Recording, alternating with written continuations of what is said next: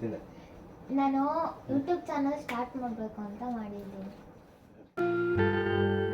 So ನಿಮ್ಗೆ ಯಾಕೆ ಮಾಡಿದೆ?